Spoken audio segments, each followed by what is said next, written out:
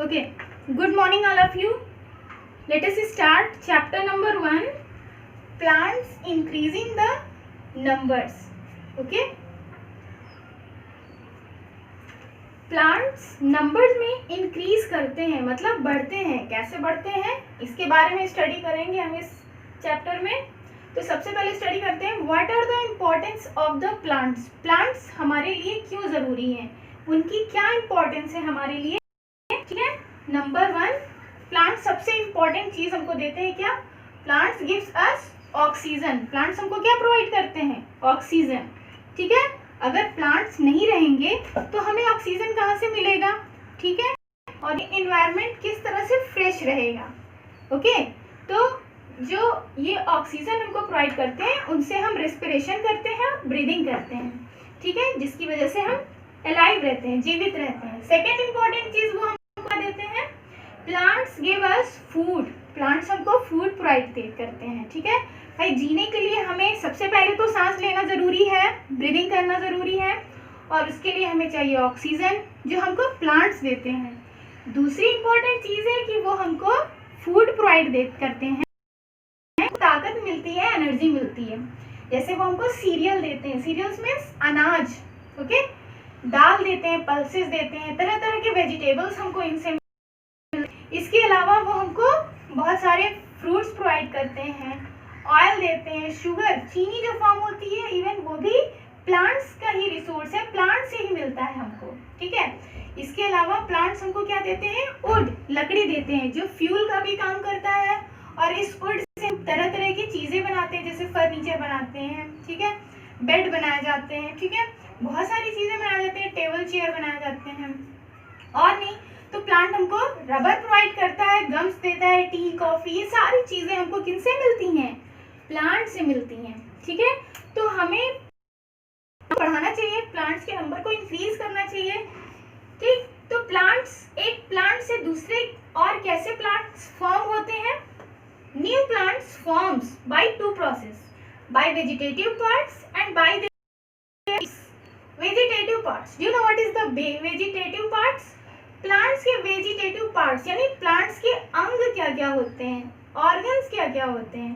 जैसे हमारे हाथ होते हैं, पैर होते हैं, ठीक है ना, ऐसे ही प्लांट्स के भी ऑर्गन्स होते हैं, अंग होते हैं, leaf, stem, root. Okay, now let us study about their structure.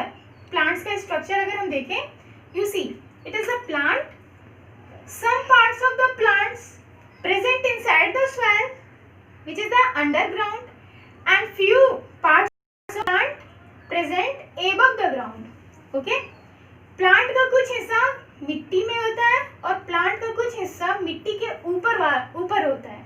ठीक है, तो जो सॉइल के नीचे वाला हिस्सा होता है वो कहलाता है रूट सिस्टम, और जो सॉइल के एबव एग्जिस्ट होता है that is called shoot system. Shoot system में बहुत सारे पार्ट्स होते हैं, जैसे स्टेम जो उसका बैकबोन का काम करता है, स्टेम प्लांट को सीधा खड़ा रखता है, लीव्स जो फूड बनाते हैं, ठीक है, फ्रूट्स जो फल बनते हैं फ्रॉम द फ्लावर से बनते हैं. ठीक है, तो इस सॉइल के ऊपर वाले हिस्से को हम शूट सिस्टम कहते हैं, और सॉइल में जो हिस्सा होता है उसको, जो पार्ट होता है that is called root system. Root क्या करता है, ये सॉइल से पानी यानी वाटर को एब्जॉर्ब करता है, और एब्जॉर्ब करके ऊपर वेजिटेटिव पार्ट्स में शूट सिस्टम में भेजता है. ठीक है, जिसके हेल्प से लीव्स अपना फूड प्रिपेयर करते हैं, और साथ ही में ये ऑक्सीजन भी रिलीज करते हैं, which we as a breathing gas, which is the called oxygen gas.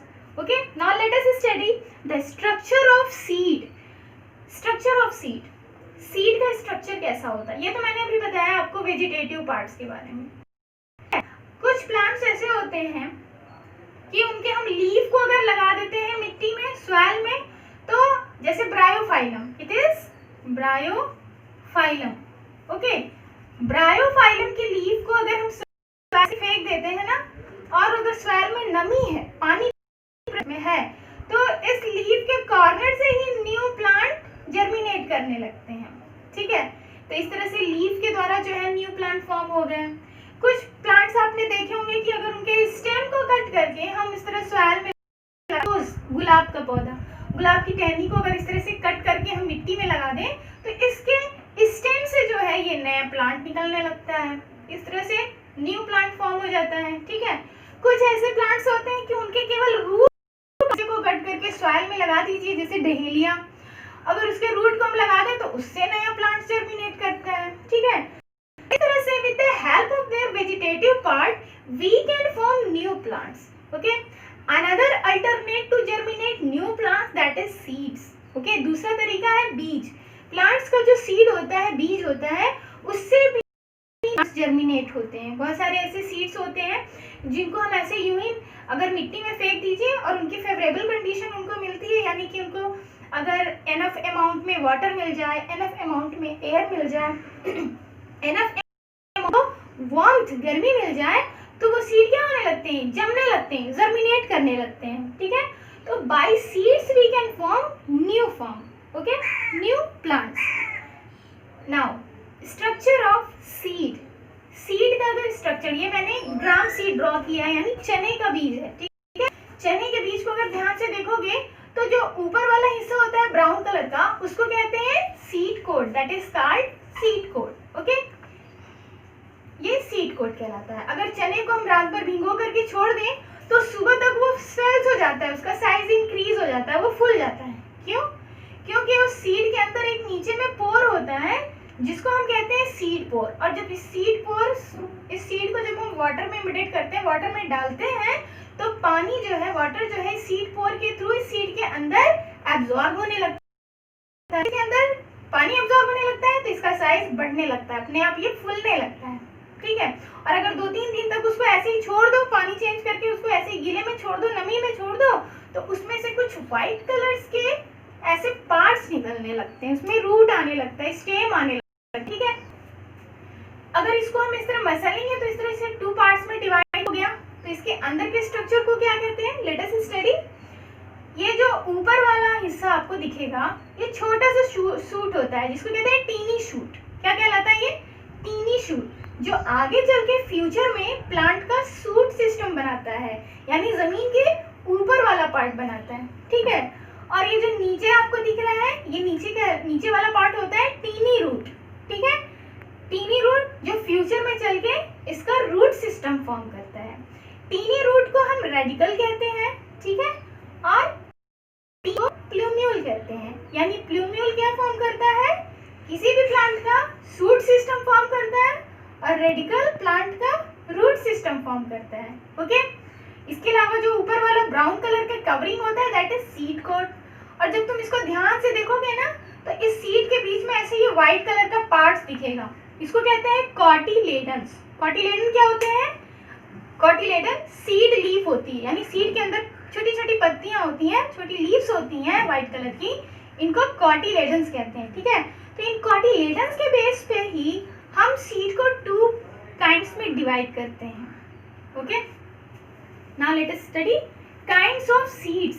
Seeds 2 तरीके के होते हैं, monocot seed and dicot seed. Monocot seed, mono का मतलब होता है 1, और कॉट कहते हैं कॉटिलेडन को, यानी जिस बोने पर एक सिंगल लीफ निकलती है, एक सिंगल कॉटिलेडन होता है, अगर उसको फूलने के बाद मसलो उसमें एक ही कॉटिलेडन प्रेजेंट होगा। ठीक है, तो इन सीड्स को कहते हैं मोनोकॉट सीड। इनमें 1 सीड लीफ प्रेजेंट होती है। फॉर एग्जाम्पल वीट, मेज, मक्का जो होता है, मक्के को अगर तुम और उसको मसलोगे तो ऐसे चने जैसे 2 बराबर पार्ट में नहीं डिवाइड होता है। सबसे पहले तो ये कि इक्वल पार्ट्स में डिवाइड नहीं होते हैं। दूसरा, जब इनको तुम बोगे ना, जब इनको सीड को शोन करोगे सॉइल में, तो जो लीफ निकलती हैं, छोटी छोटी लीव्स जो निकलती हैं, क्या कहते हैं उनको, कॉटिलेडन्स जो निकलते हैं, वो सिंगल निकलेगा। जैसे सपोज करो कि ये तुमने इस तरह से मिट्टी में ऐसे मोनोकॉट को बो दिया, तो जब इसको पानी यानी वाटर, एयर, वार्मथ मिलेगा, तो सबसे पहले एक ही लीफ निकलता है, सिंगल। ये जो कॉटिलेडन, इसके अंदर 1 कॉटिलेडन प्रेजेंट है, वही और बढ़ता है, ग्रोथ करता है, और एक सिंगल कॉटिलेडन, एक सिंगल लीफ निकलता है, तो वो होगा आपका मोनोकॉट सीड। ठीक है, दूसरा है डाइकॉट सीड। डाई का मतलब होता है 2, कॉट मीन्स होता है कॉटिलेडन। कहीं भी किसी भी टर्म में अगर डाई आता है ना, तो उसका मतलब 2 होता है। किसी भी टर्म में अगर मोनो आता है तो उसका मतलब 1 होता है, ठीक है। तो डाइकॉट यानी 2 कॉटिलेडन्स। जिस सीड में 2 यानी 2 सीडलिड्स होते हैं वो कौन से सीड्स होते हैं? डाइकॉट सीड्स होते हैं, ठीक है। For example gram, peas, beans, ठीक है। ये चना हो गया, मटर हो गया, बीन्स हो गए, ये सारे जो सीड्स आप देखोगे बेटा तो ये डाइकॉट सीड्स होते हैं। डाइकॉट सीड्स की खासियत ये होती है कि अगर इनको हम पानी में फुला दें, भे दें, तो 2-3 दिन बाद जब उनको ऐसे फसलोगे ना तो इस तरह से वो इक्वल पार्ट्स में डिवाइड होते हैं, ठीक है।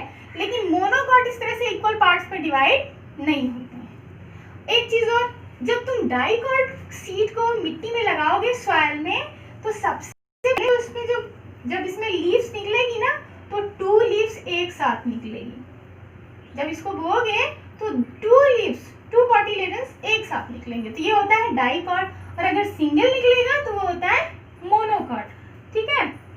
आप चाहें तो एक प्लांट को भी देख करके जान जाएंगे कि कौन सा डाइकॉट है और कौन सा मोनोकॉट प्लांट है, ठीक है।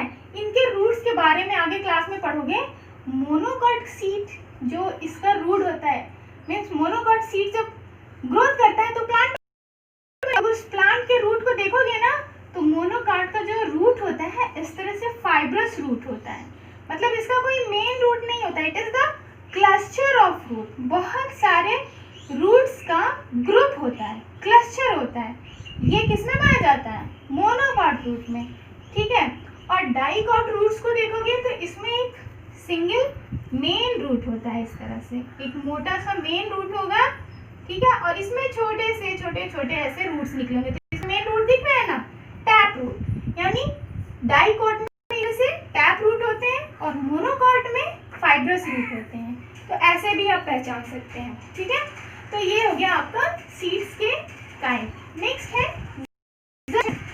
जर्मिनेशन। किसको कहते हैं? अभी मैंने आपको बताया कि अगर सीड को हम 2-3 दिन तक भे दें वाटर में तो उसमें से कुछ चेंजिंग होने लगती है, कुछ ग्रोथ दिखाई देती है, that is germination. The development of a seed to a seedling is called germination. Seedling क्या होता है? Small plant. बीज को बोने के बाद जो छोटा सा नन्हा सा लिटिल प्लांट जो जर्मिनेट होता है उसको सीडलिंग कहते हैं, ठीक है। And this developing process through which seeds convert into seedling, that is known as germination. इसको क्या कहते हैं? जर्मिनेशन कहते हैं, ठीक है। जर्मिनेशन प्रोसेस होने के लिए 3 कंडीशंस नेसेसरी होती हैं। The conditions necessary for the germination of a seed, 3 condition होने चाहिए, यानी 3 चीजों की जरूरत होती है किसी बीज को बढ़ने के लिए, ग्रोथ करने के लिए, सीडलिंग में कन्वर्ट होने के लिए। नंबर 1, उसको हवा चाहिए, एयर होना चाहिए। दूसरा मॉइस्चर, मॉइस्चर मतलब नमी यानी पानी मिलना चाहिए। और थर्ड है वार्मथ, गर्माहट मिलनी चाहिए जो उसको सनलाइट से मिलेगी, ठीक है। अगर इन तीनों में से एक भी एब्सेंट हुआ जर्मिनेशन प्रोसेस नहीं हो सकता है। तीनों का प्रेजेंट होना बहुत जरूरी है एक सीड को जर्मिनेट करने के लिए into seedling. Okay, thank you.